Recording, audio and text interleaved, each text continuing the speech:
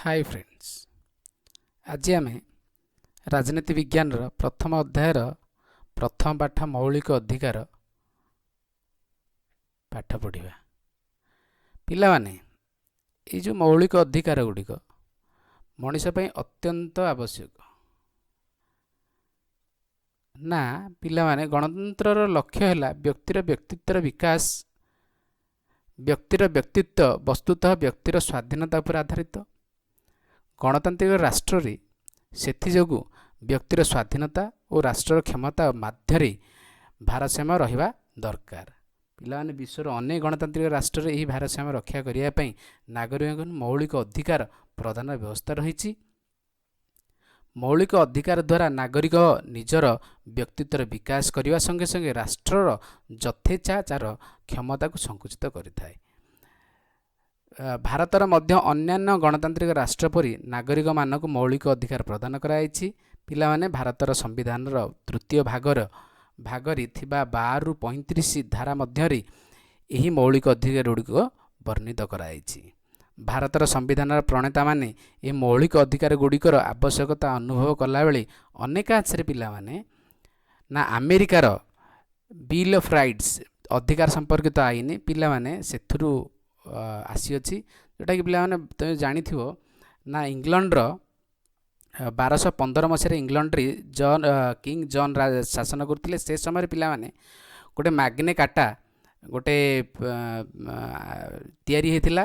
ताकू कौन ना अमेरिका जितेबाला 1776 मसीह स्वाधीनता लाभ करिछि तार ठीक 13 वर्ष पर कौन करिछि ना अमेरिका संविधान प्रणयन करिछि। तार ठीक 13 वर्ष पर फिर तापर 2 वर्ष पर पिलामाने कौन करिछि ना यही जो बिल ऑफ राइट्स अधिकार बेसिक राइट्स पिलामाने से सेथिरे अंतर्भुक्त करिछि। आमर ये अधिकार गुड़ी को मौलिक अधिकार कहा जाए, कारण प्रत्येक नागरिक भारतीय नागरिक उत्तम जीवन यापन और व्यक्तिगत सुरक्षा लगे एगुड़िकर आवश्यकता रही। पुणी यही अधिकार गुड़ी को कहार व्यक्तिगत इच्छा संशोधित बा संकुचित करा जाई परिबो नाही। पिलामाने ये जो मौलिक अधिकार गुड़िक तार स्वतंत्र लक्षण कौन ना तार देखिबा। पिलामाने स्वतंत्र लक्षण ना क व्यक्तिर व्यक्तित्वर पूर्ण परिप्रकाश पाई मौलिक अधिकार गुड़िक अत्यंत आवश्यक। सरकारंकर यथेचाचार शासन उपर मौलिक अधिकार अंकुश लगाई थाए। यही अधिकार गुड़िकर परिवर्तन और प्रत्याहार साधारण आईन बल करा जाई परिबो नाही। भारतर समस्त नागरिक जाति धर्म वर्ण लिंग निर्विशेष समान भाव में यह अधिकार गुड़ी को उपभोग करें। पिलाने यही अधिकार गुड़िक निरुंकश नुहे। जरूरी परिस्थिति ओ प्रतिषेधमूलक अटक प्रिवेंटिव डिटेंशन कारण मौलिक अधिकार को सामयिक भाव संकुचित बा स्थगित बा निलंबित रखा जाई परिबो। संविधान रे प्रदत्त मौलिक अधिकार को संकुचित बा प्रत्याहार करने क्षमता केवल संसद रे बा पार्लियामेंट रही अछि। तापर भी आउ दुईटी पॉइंट देखिबा ना 6 यही अधिकार गुड़ी को न्यायालय प्रतिपादनीय जस्टिसेबल अर्थात कौन से नागरिकर मौलिक अधिकार क्षुण्ण हेले से न्यायालय आश्रय नहीं ताहार प्रतिकार करि परिबो। पिलाने 8 नंबर पॉइंट नागरिकर मौलिक अधिकार को क्षुण्ण करुथिबा जे कौन से आईन को न्यायालय असिद्ध घोषणा करि परिबो। पिलाने आमको प्रथमे संविधान द्वारा 7 गोटी मौलिक अधिकार प्रदान कराइथिला, किंतु 1978 मसीहा 44तम संविधान संशोधन आईन द्वारा व्यक्तिर संपत्तिगत अधिकार को मौलिक अधिकार तालिकारु बाद दिगला। सुतरां संविधान धारा 300 क अनुसार संपत्तिगत अधिकार एक मौलिक अधिकार नुहे। पिलाने संपत्तिगत अधिकार गोटे आईन अधिकार होगा, आईनगत अधिकार। मौलिक अधिकार गुड़िकर प्रकार भेद देखिया।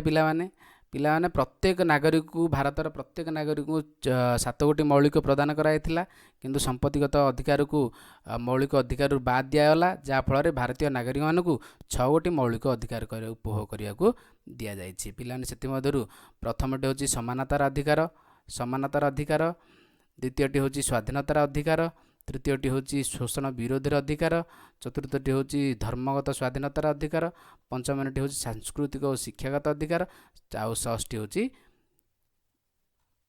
कौन ना सांविधानिक प्रतिकार अधिकार। ପିଲାମାନେ ଏଥିରେ ଆମେ ରିଟ୍ ବ୍ୟବସ୍ଥା ବା ହୁକୁମନାମା ଏଥିରେ ଆମେ ଜାଣିବା। ତାପରେ ପିଲାମାନେ ଦେଖିବା ସମାନତାର ଅଧିକାର। ପିଲାମାନେ ସମାନତାର ଅଧିକାର କହିଲେ ତୁମେ କ'ଣ ବୁଝୁଛ? ସମାନ, ସମସ୍ତେ ସମାନ, ଆଇନ ଆଗରେ ସମସ୍ତେ ସମାନ। ପିଲାମାନେ ଏଇ ଯେଉଁ ଏହି ସବୁ ସମ୍ବିଧାନରେ ପିଲାମାନେ ସମାନତାକୁ ଗୁରୁତ୍ୱ ଦିଆଯାଇଛି। 14ରୁ 18 ଧାରା ମଧ୍ୟରେ ନାଗରିକମାନଙ୍କୁ ସମାନତାର ଅଧିକାର ପ୍ରଦାନ କରାଯାଇଛି। ଫଳରେ ପିଲାମାନେ ଦେଖ 14 ଅଧିକାରରେ ନା କ'ଣ ନା ଆଇନ ଆଗରେ ସମସ୍ତେ ନାଗରିକ ସମାନ ଓ ଆଇନଗତ ସୁରକ୍ଷା ସମସ୍ତଙ୍କ ପାଇଁ ସମାନ।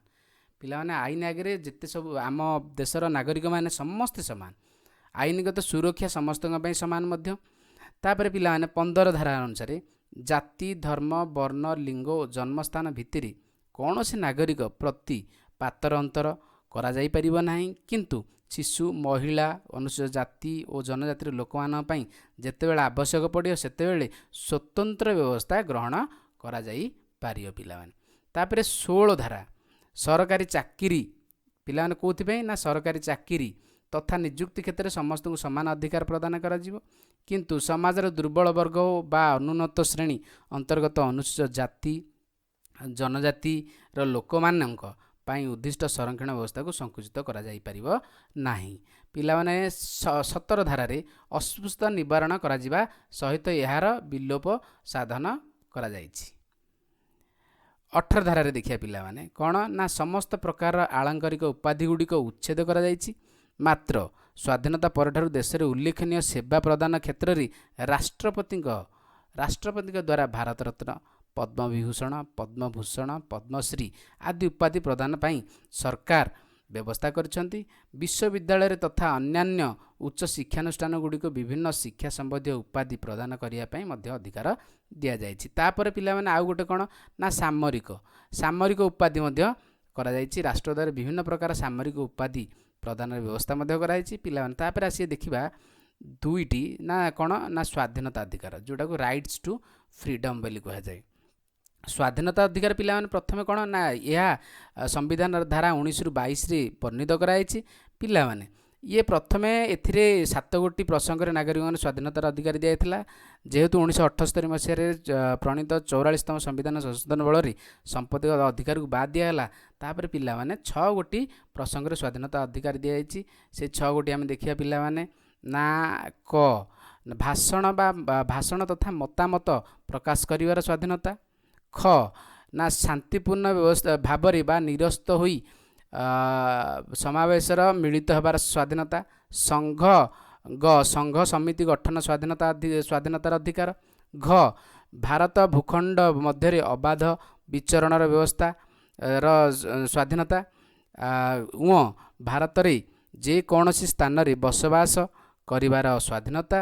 ଆଉ ପିଲାମାନେ ଲାଷ୍ଟ ହେଉଛି ନା ଯେକୌଣସି ବୃତ୍ତି, ଜୀବିକା, ବାଣିଜ୍ୟ, ବ୍ୟବସାୟ କରିବାରେ ସ୍ୱାଧୀନତା। ପିଲାମାନେ ମାତ୍ର ଏହି ସ୍ୱାଧୀନତା ଗୁଡ଼ାକ ନିରୁଙ୍କଶ ନୁହେଁ।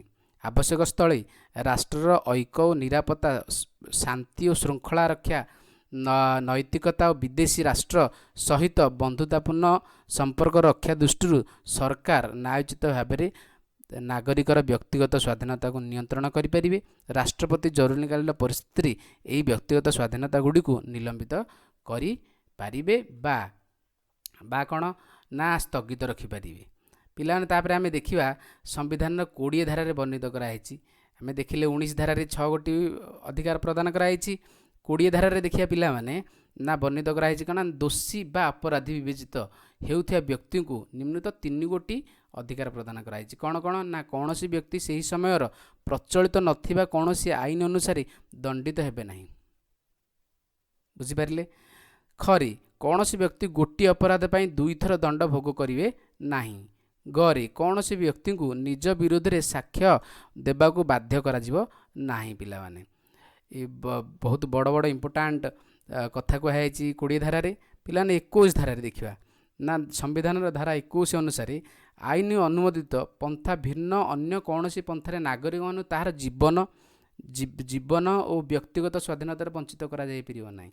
ପିଲାମାନେ ଜୀବନ ଓ ବ୍ୟକ୍ତିଗତ ସ୍ୱାଧୀନତାରୁ ବଞ୍ଚିତ କରାଯାଇପାରିବ ନାହିଁ। ଏହା ଧାରା 21ରେ ବର୍ଣ୍ଣିତ କରାଯାଇଛି। ପିଲାମାନେ ଆଉ ଗୋଟେ ଧାରା ଏଥିରେ ଜଡ଼ିତ କରାଯାଇଛି କରିକି ଧାରା 21 ଯେଉଁଥିରେ ପିଲାମାନେ କ'ଣ କରାଯାଇଛି ନା 2010 ମସିହାରେ ଏପ୍ରିଲ ମାସ 1 ତାରିଖରେ କରାଯାଇଥିବା ନୂତନ ଶିକ୍ଷା ଅଧିକାର ଆଇନ ଯେଉଁଟାକି 6 ରୁ 14 ବର୍ଷ ପିଲାମାନେ କେତେ ବର୍ଷ 6 ରୁ 14 ବର୍ଷର ମଧ୍ୟରେ ଥିବା ବାଳକ ବାଳିକାମାନଙ୍କୁ ବାଧ୍ୟତାମୂଳକ ବା ମାଗଣା ଶିକ୍ଷା ପ୍ରଦାନ କରାଯିବ, ଯାହାକି ସମସ୍ତ ଖର୍ଚ୍ଚ ରାଷ୍ଟ୍ର ହିଁ ବହନ କରିବ। ପିଲାମାନେ ତାପରେ ଧାରା 22 ଦେଖିବା।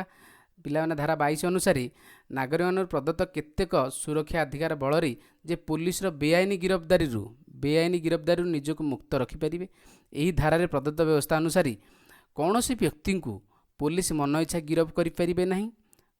ଗିରଫ ହୋଇଥିବା ପ୍ରତ୍ୟେକ ବ୍ୟକ୍ତିଙ୍କୁ ଗିରଫ ହେବାର କାରଣ ଯଥାଶୀଘ୍ର ଜଣାଇଦେବେ।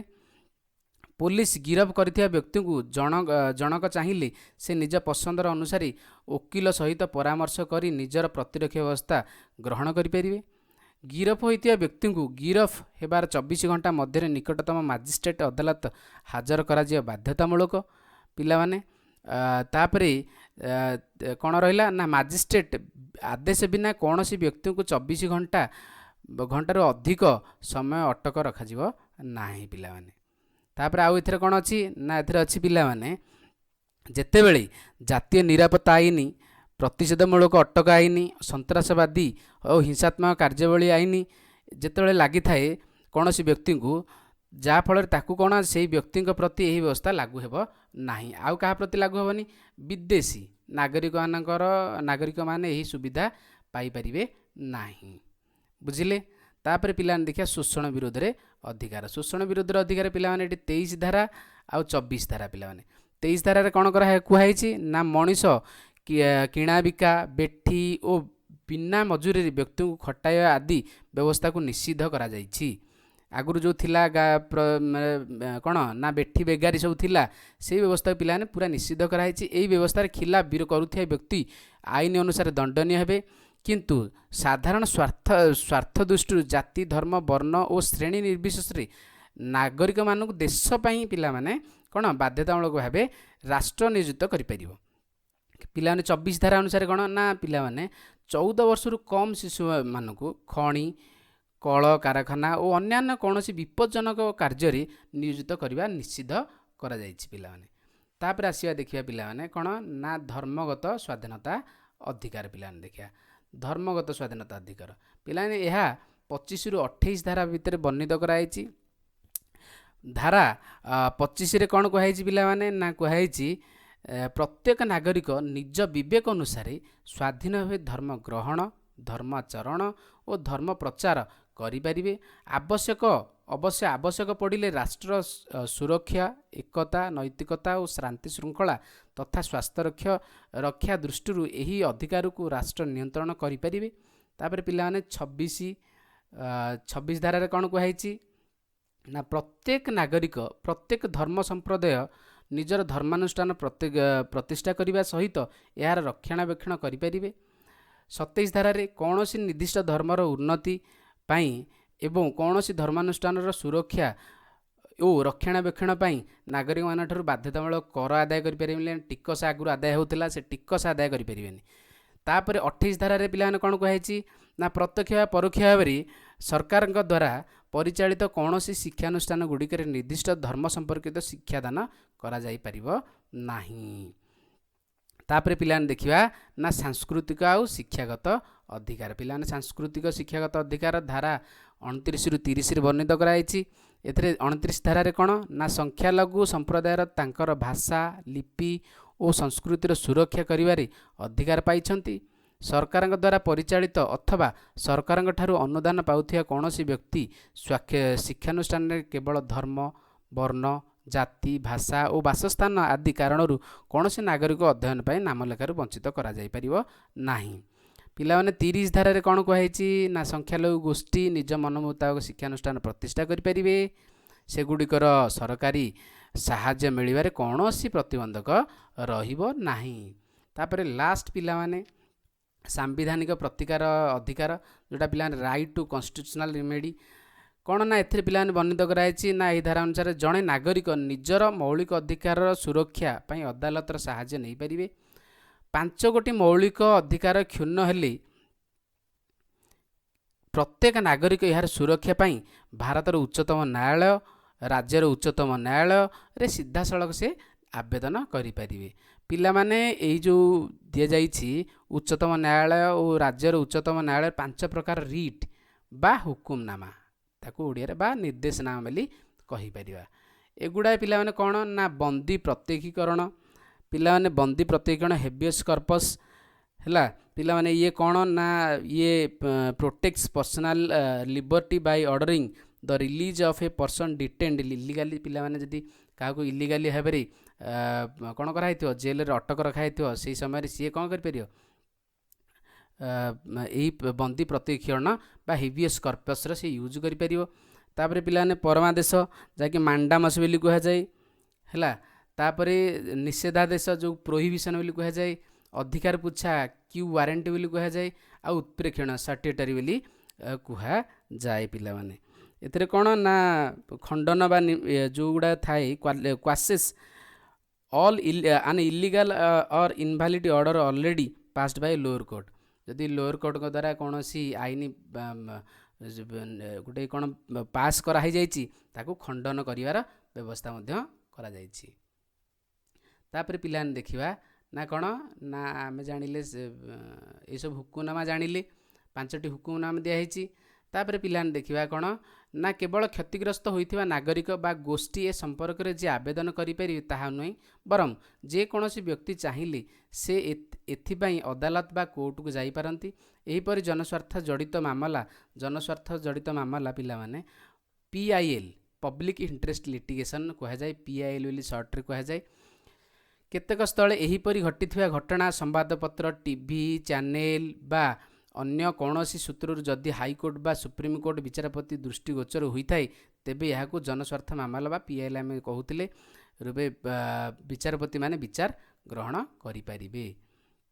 ତାପରେ ପିଲାମାନେ ଦେଖିବା ଗୋଟେ ବଡ଼ ସଂଶୋଧନ, ଗୋଟେ ବଡ଼ ଗୋଟେ ମାମଲା ହେଇଥିଲା ପିଲାମାନେ, ତାକୁ କେଶବାନନ୍ଦ ଭାରତୀ ମାମଲା 1973 ମସିହାରେ ହେଇଥିଲା ମାମଲା ଉଚ୍ଚତମ ନ୍ୟାୟାଳୟରେ। ଏଥିରେ ପିଲାମାନେ କ'ଣ କୁହାଯାଇଥିଲା ନା ଏଥିରେ କୁହାଯାଇଥିଲା ପିଲାମାନେ ଉଚ୍ଚତମ ନ୍ୟାୟାଳୟ ନିଜର ପୂର୍ବ ନିଷ୍ପତ୍ତି ବଦଳାଇ ରାୟ ଦେଇଥିଲେ ଯେ ସଂସଦ ଚାହିଁଲେ ମୌଳିକ ଅଧିକାର ଗୁଡ଼ିକୁ ସଂଶୋଧନ କରିପାରିବେ ସତ, କିନ୍ତୁ ସମ୍ବିଧାନର ମୌଳିକ ଢାଞ୍ଚାକୁ ସେ କ'ଣ କରିବେନି, ପରିବର୍ତ୍ତନ କରିପାରିବେନି। ଯେଉଁ ବେସିକ୍ ଷ୍ଟ୍ରକ୍ଚର ପିଲାମାନେ ଅଛି ତାକୁ ସେ ପରିବର୍ତ୍ତନ କରିବେନି। ସେ ଚାହିଁଲେ କ'ଣ କରିବେ, ମୌଳିକ ଅଧିକାରର କିଛି ପରିବର୍ତ୍ତନ କରିପାରିବେ। ତାପରେ ପିଲାମାନେ ଦେଖିବା ବିଶେଷତ୍ୱ, ମୌଳିକ ଅଧିକାର ଗୁଡ଼ିକର ବିଶେଷତ୍ୱ କ'ଣ ଅଛି ପିଲାମାନେ ନା ଆମର ମୌଳିକ ଅଧିକାର ଗୁଡ଼ିକର ଅନେକ ବିଶେଷତ୍ୱ ପିଲାମାନେ ଅଛି। ଭାରତ ସମ୍ବିଧାନ ଦିଆଯାଇଥିବା ଏହି ଅଧିକାର ଗୁଡ଼ିକୁ ନାଗରିକମାନେ ଉପଭୋଗ କରିବା ପାଇଁ ଉଦ୍ଦିଷ୍ଟ। ସେଥିମଧ୍ୟରୁ କେତେକ ଅଧିକାର ଉଭୟ ଭାରତୀୟ ନାଗରିକ ଆଉ ବିଦେଶ ନାଗରିକ ମଧ୍ୟ ଉପଭୋଗ କରିପାରିବେ। ତନ୍ମଧ୍ୟରୁ ହେଉଛି କ'ଣ ଆଇନ ଆଖିରେ ସମସ୍ତେ ସମାନ, ବ୍ୟକ୍ତିଗତ ଜୀବନ, ସ୍ୱାତନ୍ତ୍ର୍ୟ ରକ୍ଷା ଆଉ ଶୋଷଣ ବିରୋଧୀ ସ୍ୱାଧୀନତା ଆଉ ଗୋଟେ ଧର୍ମଗତ ସ୍ୱାଧୀନତା ଅନ୍ତର୍ଭୁକ୍ତ। ତାପରେ ପିଲାମାନେ କ'ଣ ଦେଖିବା ନା ପୁନଶ୍ଚ ବିଭିନ୍ନ ସମୟରେ ଉଚ୍ଚତମ ନ୍ୟାୟାଳୟ ଆଉ ଉଚ୍ଚ ନ୍ୟାୟାଳୟ ଦ୍ୱାରା ପ୍ରଦତ୍ତ ରାୟ ଫଳରେ ମୌଳିକ ଅଧିକାର ପରିସର ବୃଦ୍ଧି ପାଇଛି। କ'ଣ କ'ଣ ବୃଦ୍ଧି ପାଇଛି, ଯେମିତି ଆମେ ଶିକ୍ଷା ଅଧିକାର କହିବା, ପିଲାମାନେ 6ରୁ 14 ବର୍ଷ ପିଲାମାନଙ୍କୁ ମାଗଣା ଏବଂ ବାଧ୍ୟତାମୂଳକ ଶିକ୍ଷା ପ୍ରଦାନ କରାଯାଉଛି ଭାରତରେ। ଆଉ ଗୋଟେ ଆମେ କ'ଣ ଦେଖିବା ନା ସ୍ୱାଧୀନତାର ଅଧିକାର ଦେଖିବା, ସୂଚନା ଅଧିକାର ଦେଖିବା ପିଲାମାନେ, ସୂଚନା ଅଧିକାର ଯେଉଁଟାକି 2005 ମସିହାରେ ଏହି ଆଇନ ତିଆରି କରାଯାଇଥିଲା ହେଲା। ଶିକ୍ଷା ଅଧିକାର ପିଲାମାନେ କ'ଣ ନା 6ରୁ 14 ବର୍ଷ ପିଲାମାନଙ୍କୁ ମାଗଣା ବାଧ୍ୟତାମୂଳକ ଶିକ୍ଷା ପ୍ରଦାନ କରାଯିବ। ସେ ବାଳକ ହୁଅନ୍ତୁ ବା ବାଳିକା ହୁଅନ୍ତୁ ସମସ୍ତଙ୍କୁ ମାଗଣା ଆଉ ବାଧ୍ୟତାମୂଳକ ଶିକ୍ଷା ପ୍ରଦାନ କରାଯିବ। ତାପରେ ପିଲାମାନେ ଭାରତରେ ଜନସାଧାରଣଙ୍କୁ ସୂଚନା ପ୍ରଦାନ କରିବା ପାଇଁ ସଂସଦ ଦ୍ୱାରା ସୂଚନା ଅଧିକାର ଆଇନ ପ୍ରଣୟନ କରାଯାଇଛି, ଯେଉଁଟାକି 2005 ମସିହାରେ କରାଯାଇଥିଲା। ପିଲାମାନେ ଏହାପରେ ଆମେ କ'ଣ ଦେଖିବା ନା ଦେଖିବା ସୁତରାଂ ବର୍ତ୍ତମାନ ଜୀବନଧାରାର ଅଧିକାରର ପରିସର ଯଥେଷ୍ଟ ଭାବେ ବ୍ୟାପକ ହୋଇଅଛି, ଏଥିରେ କୌଣସି ସନ୍ଦେହ ନାହିଁ। ବହୁତ ଅନେକ ପରିବର୍ତ୍ତନ ହେଉଛି, ଯେମିତି ପରିବର୍ତ୍ତନ ଆମେ ଦେଖିଲେ ସ୍ୱାଧୀନତାର ଅଧିକାର ଆହୁରି ବଢ଼ିଛି, ଯେମିତି ପ୍ରେସ୍ ଆଉ ସମ୍ବାଦପତ୍ର, ପିଲାମାନେ ଦେଖ ପ୍ରେସ୍ ଆଉ ସମ୍ବାଦପତ୍ରର ସରବରାହ ସ୍ୱାଧୀନତା ବଢ଼ିଛି, ସୂଚନା ଅଧିକାରର ତିଆରି ହୋଇଛି, ଶିକ୍ଷାଗତ ଅଧିକାରକୁ 6ରୁ 14 ବର୍ଷ ପିଲାମାନଙ୍କୁ କେମିତି ମାଗଣା ଦିଆଯାଇଛି, ଏ ସମ୍ପର୍କରେ ଆମେ ସମସ୍ତେ ଜାଣିଲେ।